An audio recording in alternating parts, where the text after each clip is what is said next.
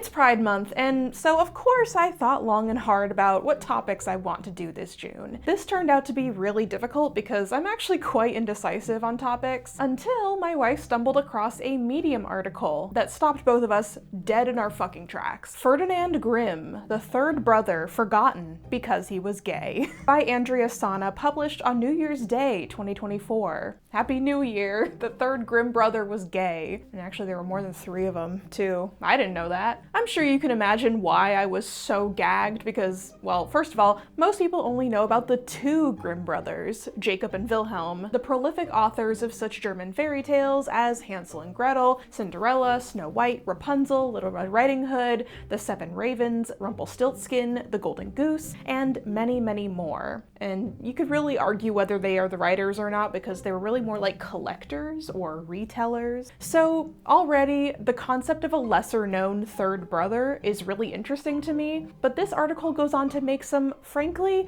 mind-blowing claims, if true. On Christmas Day, 1810, young Ferdinand came out to his family, an unwelcome gesture. In fact, he was turned away. It's true that Ferdinand Grimm had a tumultuous life and relationship with his family, especially his 2 oldest brothers, but the insinuation that he was not only gay, but came out as gay in 1810 is a rather huge one. I need to investigate this, so follow me on yet another investigative journey through history. Is this story true or not? Come learn with me. But speaking of hunting for clues, let's hear a quick word from today's sponsor, June's Journey. As many of you know, I've talked about June's Journey many times on my channel because it's one of the few games that's really engaged me, and guess what? I still love this thing. And if you too love I Spy style hidden object games, murder mysteries, decoration games, and super well-researched 1920s historical flair, this game is definitely right up your alley. June's Journey follows the story of June Parker, who is investigating the murder of her sister and her brother-in-law, which takes her on adventures around the world and reveals family secrets. Is June a licensed detective? No. But she's got moxie and spunk, and that's kinda all you need, at least in the 20s. The game really has absolutely no dull moments, with dozens and dozens of new levels unlocking new chapters of the plot and side quests along this ever-changing mystery that you help solve by finding clues and other objects in the beautifully rendered scenes. And with every chapter, you also unlock more fun decorations for your island. And who doesn't love a decoration game? You travel to all sorts of vibrant locations like Paris and New York, delving into hidden scenes like a saloon, a market, a morgue, dodging bootleggers, conspiracies, and all manner of hijinks. The story is ever evolving and so entertaining, not to mention it's a great way to keep my brain active while I wind down after a long day at work, or just because it's fun and nostalgic and lets me feel like a part of a historical adventure. You can download June's Journey for free by clicking the link below, or by scanning this QR code. It's available to play on iOS, Android, and PC. Thank you to June's Journey for sponsoring this video, and now let's get back to learning about the Grimm brothers. Right off the bat, what did I know about the Grimm brothers going into this video? Well, I've seen that really awesome and completely historically accurate biopic, so there's that. I know they're brothers and German. Yeah, that's all I got. Honestly, I only knew about the 2 of them, never mind the existence of, 6 siblings? When you Google Ferdinand Grimm, first of all, it pulls up a self-portrait of Ludwig, and this is also the portrait used for him in that Medium article. Beyond that, there's not a whole lot else. So for a minute I was like, did this guy even exist? Yes, he definitely existed, but it seems like everything else about him is a hot topic of debate. The Medium article in question, which has also, unfortunately, become a core cited source on Ferdinand online, describes him like so. Despite the oblivion to which he was relegated, Ferdinand Grimm played a major role in collecting and disseminating the work of his older brothers. He was also a writer of fairy tales, which he published throughout his life, life under various pseudonyms. It was a troubled life, and always under the constant and almost oppressive control of his two older brothers, Jacob and Wilhelm. Ferdinand Grimm was born in Hanau, Germany on December 18, 1787. Young Ferdinand's life would change in 1796 when he was only 8 years old, when his father died and he was placed in the care of his older brother Jacob. Ferdinand was also a writer of fairy tales, drawn from the German folk tradition, but unlike his famous older brothers, his works were not given due recognition, not to mention that to avoid comparison with the two Grimms, he never signed his real first and last name. Okay, so obviously I wanted to establish a base understanding of the family history here. The most comprehensive and recent biography is The Brothers Grimm, a biography by Anne Schmiesing. The second child in the family following the infant death of the first, Jacob Grimm, was born in 1785 and Wilhelm only a year later in Hanau, Hessen-Kassel, an area in the central west region of the then Holy Roman Empire. The other Grimm children were Karl, Ludwig, Charlotte, and Ferdinand, born to the lawyer Philipp Wilhelm Grimm and his wife Dorothea. The family was fairly well off, and you can definitely tell because of the painted portraits that exist of them. It's very expensive. This portrait of Jacob really cracks me up though. Like, look at his teeny tiny feet and his chill dude stance. Not a care in the world. Philipp Wilhelm's widowed sister Charlotte Schlemmer was very close with the family and acted as something of a governess or a homeschool teacher. She doted on Jacob because he was sort of a child prodigy, but was almost cruel to the others, especially Karl. In addition to their education from Charlotte, the children were tutored privately by a local schoolmaster, as well as getting Hebrew lessons, a positive experience that reflects oddly on the fact that Jacob and Wilhelm would go on to make numerous bizarre anti-Semitic comments as adults. I don't know. This is a persistent historical quandary when it comes to Germany, or really Europe as a whole, to be honest. Things were largely pleasant until 1796, when Philipp Wilhelm passed away from pneumonia at only 44 years old. The fantasy of their childhood slowly evaporated, and the children were placed temporarily in the partial care of their grandfather. In 1808, their mother also died. The tragedies in the family and the physical separation between the siblings left a considerable emotional rift between them. To make things more difficult, when grandfather Zimmer had died in 1798, Jacob was officially the family patriarch at just age 14. That's a lot of pressure for a hormonal teenager, even a really mature and smart one like Jacob was. Aunt Henrietta took care of Jacob and Wilhelm, and their mother Dorothea had been in Steinau raising the remaining children until she passed away.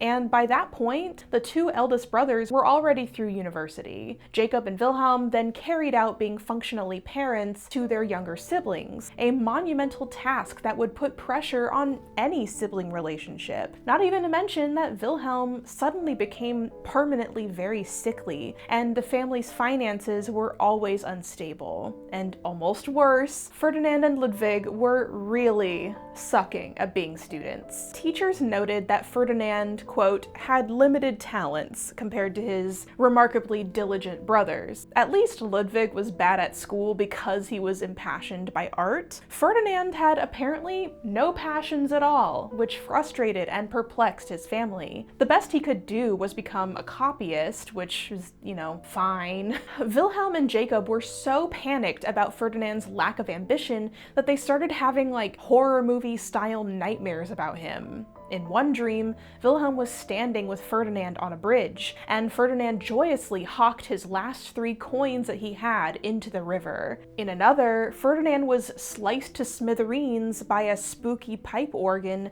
laden with knives, allowing himself to be destroyed. They consistently had roundtable-style meetings to try and figure out a job for him. Hey, Ferdinand, what if you go work for this publisher? Nah. Dude, you said that about the last 5 jobs we tried to get you set up with. Yeah. Like, not only was he unmotivated to have a job, he also didn't really like socializing. At some point, the Grimms worried that he may be conscripted to the army, but also kind of wondered if maybe military service could fix him. He almost did join the Bavarian campaign against the French, but a last-minute cold prevented him. Eventually, they were able to secure him a job in publishing in Berlin, which he held down for several years. Ferdinand continued to be antisocial, however. While working in Berlin, he began to hide his actual place of residence, providing a fake address to his friends and co-workers, and even his own family. In 1833, Ferdinand was fired from the Berlin publishing house for his lackluster performance. It's not like he had no talents at all. Apparently, he was really good at doing impressions.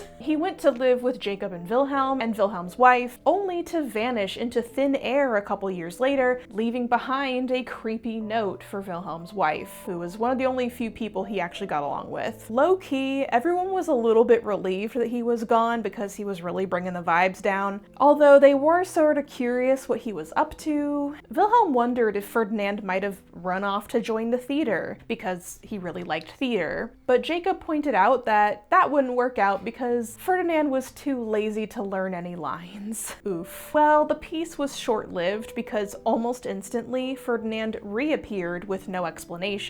This proved to be so annoying that Jacob kicked him right back out. Ferdinand went to live in Wolfenbüttel and would eventually die there. Mercifully, his brothers still sent him monthly funds to live on, and Ferdinand even asked for money from them when his brothers were let go from their jobs and in dire financial straits. Apparently, in 1838, he even sent Jacob and Wilhelm a copy of his own anonymously published book of folklore, with postage due upon receipt.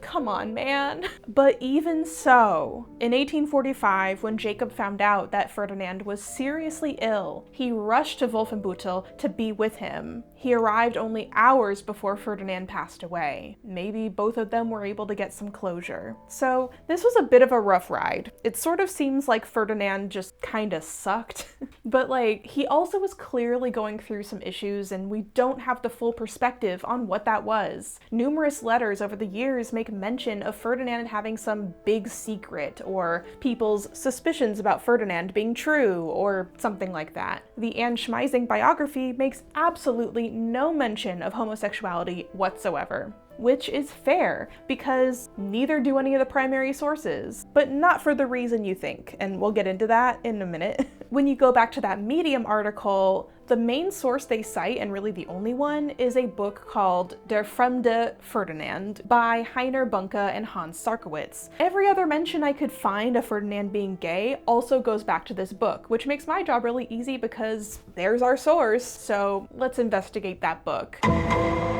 So here I am about to literally go into researching this topic, and what am I going into this journey knowledge-wise with? Nothing. I really don't know anything about the Grimm brothers. Frankly, I thought there were just two of them. I only knew about Wilhelm and Jacob. Vaguely, because I've seen a really good, super accurate biopic about them, of course. And I imagine a lot of people are kind of the same way, where they might like run into this Medium article, and this might be the first encounter they have with the very existence of Ferdinand Grimm. And the thing is, a lot of people online aren't gonna look past that. They're not gonna be like, huh, that seems kind of weird, and then like do more research, especially because this is an English language article that is showing up very prominently on American Google searches. And the book that it's referencing that it got this info from is an extraordinarily hard to get German limited edition book. When I tried tracking this down, maybe I missed something, but there is no EPUB. I couldn't even find legal PDFs of it. Maybe that's a skill issue, but normally I succeed in finding things if I need to find them, okay? Especially in situations like this where I can't just like easily find it at like the library or a bookshop, which is usually my step one. On WorldCat, when you look it up, the libraries that do have it are university libraries, and none of them are in Chicago. Of course, the New York Public Library allegedly has it at the Schwarzman building. You know, my BFF, the New York Public Library, I love you so much, but girl, they take so long to get back to me, and this is kind of a self-imposed problem that I have, right? Where I'm often working on really tight deadlines, and it takes them like a week, maybe 2 weeks to get me scans of things sometimes, and because I'm not a New York resident, I can only request one chapter, or like up to, 10% of a book? So me having to get full access to this book and scrub through it looking for where this info is coming from, I don't even know where the info that I need is in this book. Plus, it's in German, so that's not gonna help. So I kind of went online and I was like asking my friends if they want to help me, and luckily I had several friends who were able to get access to this book in person at like the NYPL or Indiana University. I even had my friend Sage reached out to Harvard to see if that was a possibility. Maybe the real queer history we found along the way was our friends. It was the friends we have along the way. I even reached out to my friend Ned, who lives in Germany, and unfortunately, due to a public holiday, the library wasn't open. But luckily, going into reading through this book, I have kind of an idea of what's going on. Once I get these pictures of a certain number of pages from this book, I'm gonna read through them, gonna get them translated, and we'll see what we're working with. Okay, I'm back. Mila, get your butt out of the frame. That book is funnier than I ever possibly could have imagined. My dear friends Abby and Nicole have access to the Indiana University Library, so they very, very kindly and helpfully went and found the book in person and sent me all of the pages that I needed. The True Goats, definitely go give their channels a follow if you haven't already, although if you follow my channel, you don't follow theirs. It's weird because we have so much crossover, but anyway. And then I also got some really good picture references from my friend Sage's friend Luna, who has access to the Schwarzman building of the NYPL. So thank you to all three of those absolute heroes for getting me access to this one stupid book. But what we found in this book is the real story here, because this is like a masterclass in creating a theory and then being like, yeah, that's definitely what happened. You can tell that they've done their research. There's so many letters that are at least mostly transcribed in this book. Letters which are carefully dated and at least in the back have footnotes so you know exactly which letter it is. And then what they do is they take sections of these letters with things that might reinforce this idea that they're trying to have around their thesis that Ferdinand was gay and closeted. These random sections prove what we're trying to say, and then when you go read it, it's like, I know it doesn't. I can see some sections where I'm like, if I was looking at this through a critical lens of, like, how would a family member of a fairly blatantly queer person in the early 19th century talk about their family member? This is, in some letters, exactly how they would talk. Especially the letters that are coming from either Jacob or Wilhelm talking about someone finding out a secret about Ferdinand, or at the end of Ferdinand's life, there was someone who was like, yeah, he wanted to tell me this secret he's held in his heart his entire life, you know, like, there's something about a secret, okay. Well, how many things outside of what could be the most obvious answer would be a secret his entire life? That is a very compelling argument that Ferdinand might have been secretly queer, at least in the way that people were queer in this time period, okay? Boehncke and Sarkowicz make the argument that the, quote, deviant life and incurable misfortune that Ferdinand struggled with was coded homosexuality, coming to a head on Christmas Day 1810 when their letters describe a catastrophic event. Roughly translated, because the whole book is in German, Boehncke and Sarkowicz write, in 1810, on Christmas Day, Ferdinand announced that he was homosexual. Jacob and Wilhelm were dismayed and spread the news amongst their friends ends with innuendo that fueled the worst. Their relationship with their already unloved brother deteriorated considerably. When Ferdinand's key story, Aunt Henrietta, appeared in the midnight newspaper for educated classes in 1835, Wilhelm broke off all contact, and Jacob limited himself to the bare minimum. And later in the book, on December 25th, when the family was gathered, Ferdinand had some kind of coming out. Had Ferdinand's homosexuality remained a family whisper, no one would probably have been upset. But now it was, so to speak, official. And even worse, Ferdinand had admitted it. In 2 letters in the few months following this incident, Jacob Grimm writes of fear and sorrow and of a greatest misfortune that they experienced with Ferdinand, implying that something that Ferdinand said was so horrid it cannot even be spoken of. Boehncke and Sarkowicz theorize conclusively that this is all referring to Ferdinand being homosexual. Specifically, they write on page 11, "The greatest misfortune that befell them at Christmas 1810? We don't know, but we suspect that Ferdinand, who was very interested in theater and acting, staged his coming out before the assembled festivities with considerable effort. Jacob and Wilhelm reacted to this with homophobic reflexes, which were not uncommon at the time, especially outside of Berlin." What made me laugh is they take the fact that Ferdinand was always interested in the theater and sort of ran with that with absolutely no context. So we know some crazy incident happened on Christmas Day, 1810. The whole family was there, and something happened regarding Ferdinand in front of the entire family that is so unspeakable and is this horrible shame, can't even be put to paper. And the authors of this book are like, so you know how Ferdinand was really into theater? This means that he put on a theatrical performance to come out to the family, like exposing his own homosexuality.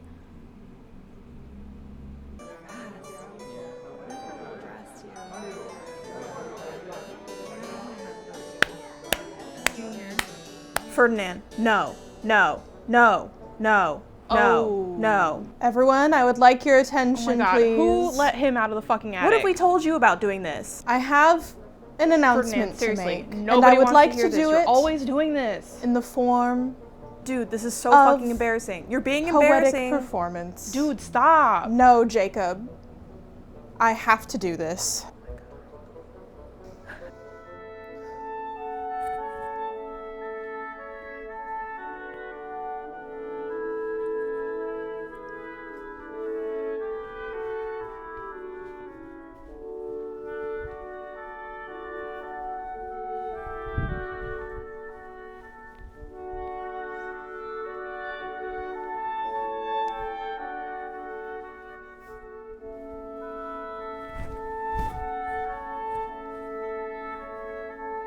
I'm gay! I'm so sorry, like... Thank you, everyone. Like, no, I don't think they said that, guys. They didn't say that. Like, you could be like, what if he did that? And this might be a translation error, because again, me and my friends are having to rely on machine-translated versions of these pages. If anyone speaks German and wants to give more context, leave that in the comments below. Obviously, I'm working with very limited resources. But even it being translated, I feel like the translation is close enough where I would be able to get an idea of like how extreme they're being with this take that they have. It's so much funnier than I thought it was gonna be. Wow. If this is true, it's obviously really sad. God, it's like the polar opposite of what happened with the Leyendecker family, where Frank and JC were gay and the one straight brother, Adolf, got disowned and forgotten. World where gay is the norm and straight is oppressed, for real. Go watch my old Leyendecker video to learn more about that. It's really funny and kind of sad. Anyway, this is also the funniest fucking thing I've ever read, though, because at no point in any of these letters do we get any inkling of what this scandal was about. Like, none at all. So the fact that these authors, like, had the hypothesis that Ferdinand might be gay and then read these letters and were like, well, he's gay and likes theater. I bet he put on a foppish little skit to come out to his family on Christmas, is such a wild leap of a conclusion with absolutely no connecting evidence. It's hysterical. They start off like, he might have been gay, and then spend the entire rest of the book going, well, because he was gay. Like, fellas. You can't do that. Obviously, it's an issue that this one book seems to be the only reference to Ferdinand being gay, and is therefore cited as the source wherever this gets mentioned. And that's not necessarily a crime on its own in the best case scenario either. When dealing with queer history, a lot of historians have to read between the lines to find queerness using common codes, trends, and themes, oftentimes common language used to refer to homosexuality in a roundabout innuendo way. A lot of the time, a lot of books that make the mention of a historical figure maybe being queer are the only ones that say that, because it's so new. So Boehncke and Sarkowicz making this claim is honestly not in and of itself invalid. It's actually a really interesting theory overall that might have some ground hidden in there. After all, they and some other scholars have taken a newly critical eye to Ferdinand's relationship with fellow writer Heinrich von Kleist, who some may have also theorized may have been queer. That's a whole other can of worms though, and we really don't want to get into that. It's complicated. Here's the problem with this theory when it comes to the Christmas incident though. There was genuinely no such thing as coming out as gay in this time period, because the framework people were using was different. The words gay or homo/heterosexual hadn't been coined yet. Gay people existed, of course, but queerness was and had long been an action you did rather than an intrinsic part of your identity. It would take another few decades, several high-profile gay scandals, and the rise of clinical sexology to develop that in popular culture. So the idea that Ferdinand walked into the family Christmas party and announced, "Hi everybody, I'm gay," is just not realistic. All we know is that there was some unspeakable incident on this day, but it's unclear what it was or even what happened in the fallout. If Ferdinand was indeed gay, and the incident had something to do with that, and it very well might have, then it likely would have been more like Ferdinand brought up he has no intention to marry, or he wants to live with another man as a confirmed bachelor, something of that nature. And again, that's all still speculation. We have no idea what truly happened. All we know for certain is that Ferdinand was bad at, well, being an adult. He didn't make much money, constantly needed financial assistance from his brothers. This doesn't mean he never accomplished anything. It's true that he has languished under the shadow of Wilhelm and Jacob, maybe even Ludwig. They frequently used unkind language in their frustration with his apparent lack of ambition, and sometimes this language does read as coded references to homosexuality, the way we would particularly understand it today. Specifically, the phrases inverted or deviant or perverted, which were common 19th century code for queerness. The nuanced catch here being the phrase invert especially wasn't super common use for queer until later in the century, as well as those other terms. So making a one-to-one transfer of meaning here makes it a little bit difficult. And then comes the even more obvious issue of translation differences. Historian Anna Herman reviewed the Boehncke and Sarkowicz book very critically. She does acknowledge the immense good being done to Ferdinand's legacy by finally crediting him with his own work, as a writer of numerous fairy tales under a pseudonym alongside his more famous brothers. However, she notes from her own research that some of Ferdinand's work was actually plagiarized from contemporary authors. This is true. It's also not really fair to paint Jacob and Wilhelm as entirely antagonistic, the way Boehncke and Sarkowicz do. Sure, they may have been harsh on Ferdinand, but they also spent a lot of time giving him advice and guidance for his writing, and they assisted him financially even when they had less than him. Their frustration wasn't without reason. Ferdinand died in poverty, but he still received a financial stipend monthly from his brothers even after communication between them had deteriorated. And she points out what I noticed myself. The only source that the authors use for their theory that Ferdinand was gay is the vague wording in the Grimm family letters, and the term unnatural, or specifically unnatural in German, is referenced in the book in quotes, but isn't very frequently cited where they're pulling it from, so you have to dig into the letters yourself. Upon further investigation, it appears that the culprit was Wilhelm, who wrote in a letter to his friend Achim von Arnim on September 26, 1812, Ferdinand was so detached from the world in all circumstances, and at the same time in complete disregard of them, that he wandered about in nothing but a few feelings in their basic essence contained some truth. truth, but into which he forced and tormented himself so deeply because he had nothing to rest on, support himself on, or hold on to, that he was almost entirely consumed by untruth and unnaturalness, while always considering this to be the truest, noblest, and only valid thing in the world. Okay, so really vague, per usual, but I think what is clear is that Wilhelm was referring specifically to Ferdinand's issues with providing for himself and building a solid career,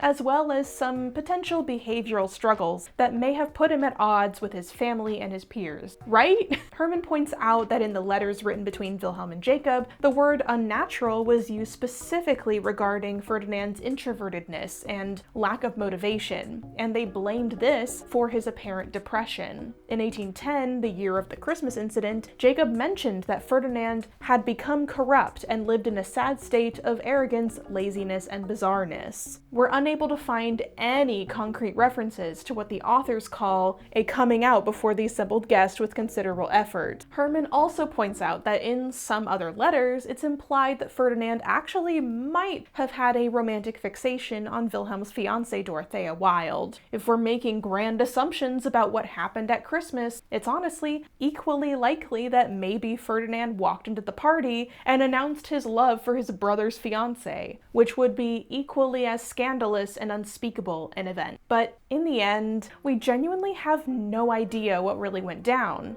And unless new letters pop up that were hidden or forgotten in an attic somewhere, we may never know. Anne Schmiesing put it very thoughtfully in her intro to the biography. She writes, "A biographer's endeavor presents challenges not unlike those the Grimms face as editors. In addition to specific decisions about details and emphasis, the biographer must decide the degree to which events and outlooks should be viewed within the context of the subjects or one's own time. First and foremost, there is the realization that one can never fully understand either the subjects or one's own era, since the written record and other extant sources will present but a narrow account of a life lived so long ago, and one's own ability to step outside one's own time and view a past life with objectivity is similarly constrained." This is an issue that I've talked about quite a bit on my channel, particularly with regards to the trouble of queer history. If something in history reflects a modern queer experience but wasn't technically queer back then, is it still queer? How do we reckon with historical views of queerness so immensely far removed from our contemporary lives? What queerness means now? Because the difficult truth is, queerness has not always been a concept. The terms gay and straight and trans weren't always around, and the bounds of these terms and identities are always in flux because they are inherently tied to what the prevailing culture deems the norm might be, and therefore everything else is something else. And again, that's not saying that queerness didn't exist back then. It just looked different. It's extraordinarily difficult for modern eyes to conceive of what queerness looked like hundreds of years ago. It's so foreign, it frequently slips past our view. This is why queer history is such a different and new specialized field. It's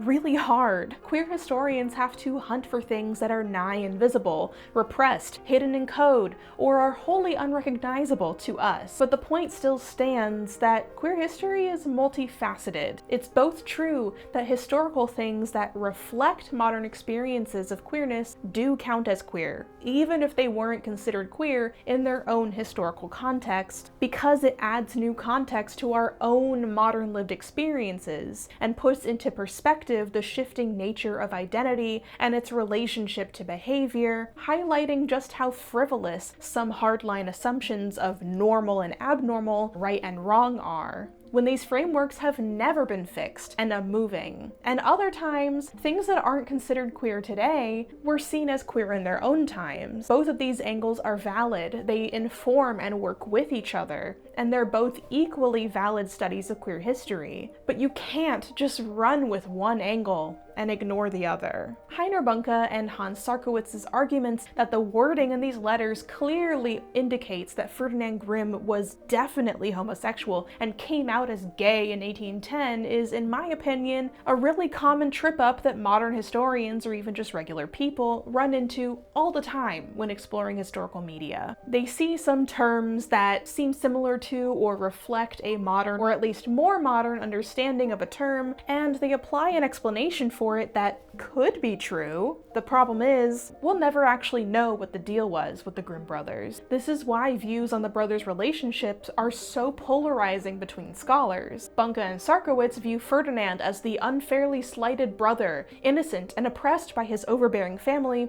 due to his apparent abnormal sexuality. And Schmiesing views Ferdinand as the lazy, difficult, and antisocial brother that was beyond the family's generous help. I view him as perhaps somewhere in the middle, where the truth often lies. Based on the language used in these letters, it is entirely possible that maybe Ferdinand was attracted to men. I also don't think we have nearly enough evidence to state that definitively and make it an entire thesis of a book. The words introverted and unnatural lifestyle are telling, but they're not definitive, especially with context. Ferdinand never married and died a bachelor, but so did his brother Jacob. How then can we use that as hard evidence as opposed to an interesting indication? Heiner Boehncke is overall a pretty good author and scholar. He is largely a literature teacher with a special interest in fairy tales and Frankfurt and Hanau's literary history, which he wrote about with co-author Hans Sarkowicz multiple times. Sarkowicz, conversely, has a little bit more of a history background, in particular covering Nazi Germany and World War II. Obviously, I don't know these gents personally, and I can't speak for either of their knowledge of queer history and studies, or if either of them are queer or not. That also doesn't really matter. I think they have an interesting theory about Ferdinand, and I think there might be something to it, especially with regards to a few letters that are here and there. But the problem arises when we take a theory and run with it on the internet. Andrea, sorry.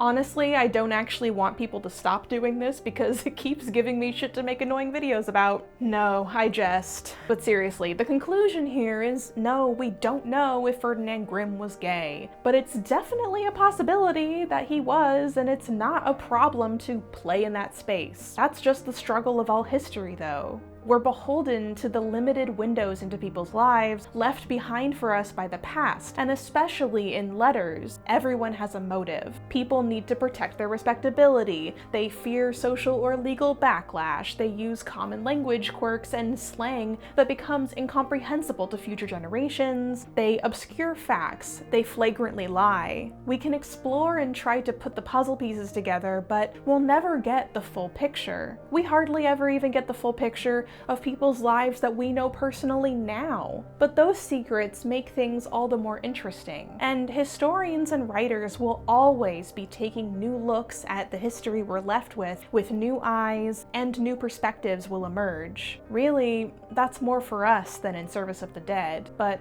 I think that's okay. Thank you for learning with me about the Grimm brothers and an odd mystery and biographical conundrum. Let me know in the comments what you think. Does Ferdinand is gay? I have one more Pride Month video in the pipeline for y'all, so stay tuned. And speaking of Pride, head to the description to snag a copy of my graphic novel, Liberated: The Radical Art and Life of Claude Cahun. And don't forget to download June's Journey for free by using my link in the description below. And until next time, wash thy hands, wear thy mask, and definitely don't come out to your homophobic family on Christmas.